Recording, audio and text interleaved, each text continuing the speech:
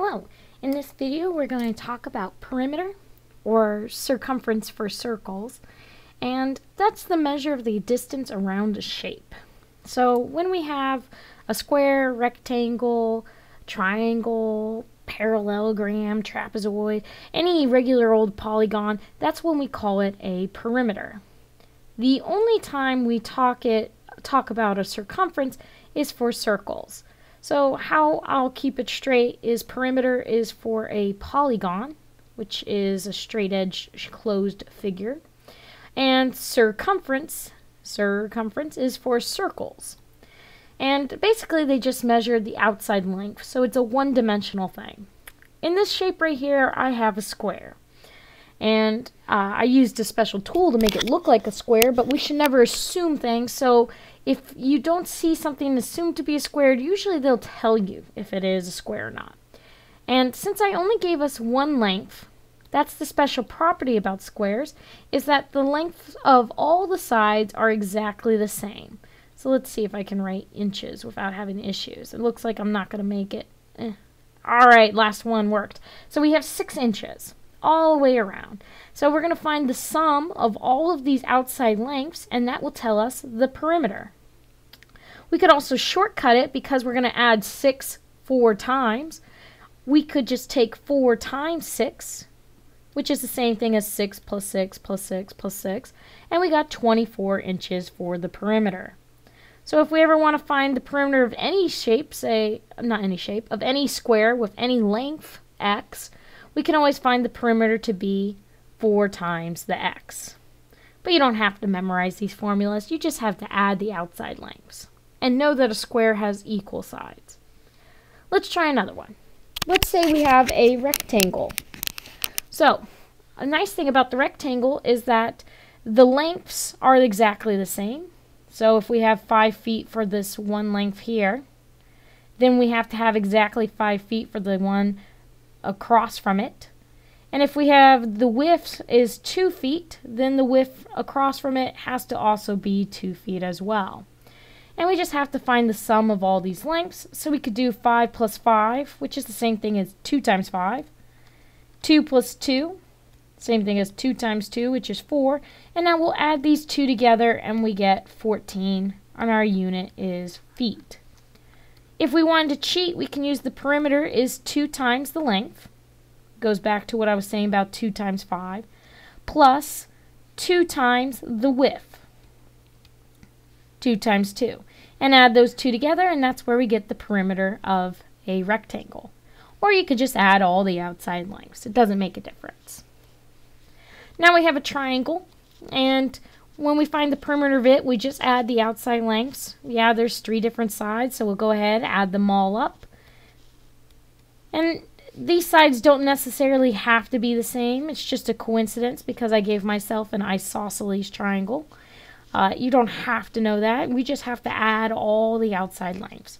And when we add this up, we got 11. Our unit is meters, so our perimeter is 11 meters.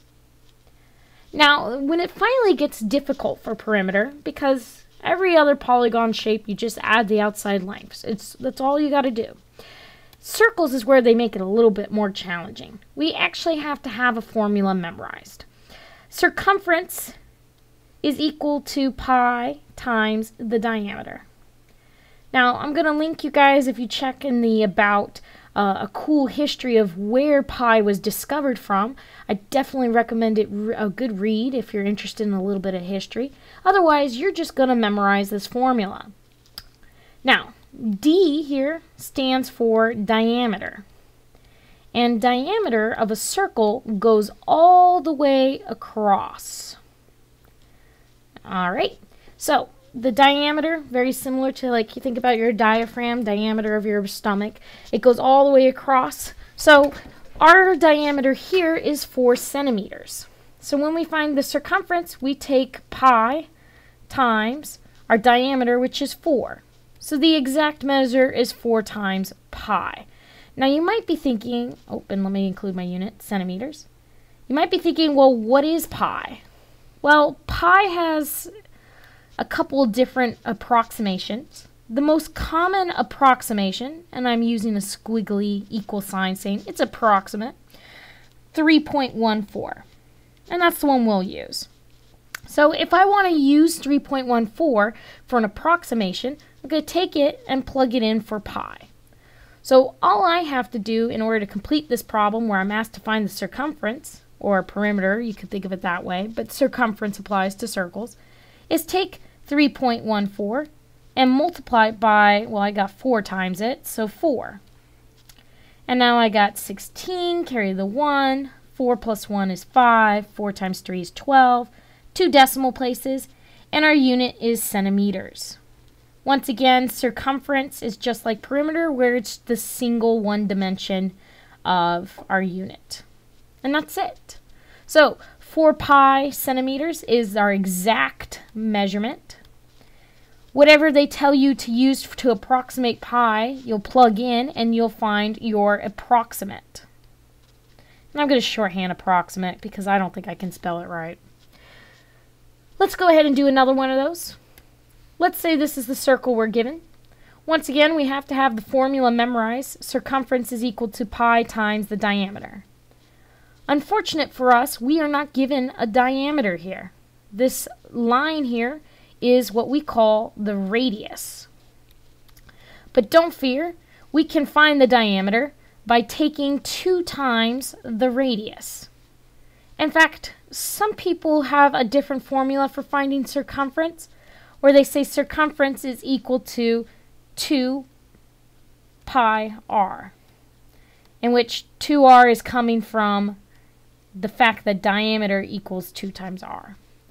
I don't really like showing this purely because some students get a little bit confused on what radius and diameter are, and I like to just keep straight and just say, okay, use the one with the diameter, but it's up to you. Since my diameter is not given here, I gotta find it. I can take my 2 times, and my radius is actually 2, so that's a little silly of me. 2 times 2 gets us 4 centimeters. That's what our diameter is. And if you recall, we actually already done this circle. When it was 4 centimeters, we found our approximate answer to be 12.56. And it kind of is off page, so 12.56. Looking at ours, if we added on that extra 2 centimeters, so we go all the way across, there is the diameter of 4 centimeters. So our work is done. Our circumference is equal to 12.56? Is that what it said? Yep. And our unit is still centimeters. So really all you have to memorize is this formula for perimeter. And really it's not perimeter, it's circumference for the circles. And perimeter is just the sum of the outside lengths. So just keep that in the back of your mind. Don't fret over memorizing every single perimeter formula out there. Of course, every shape has its own little formula.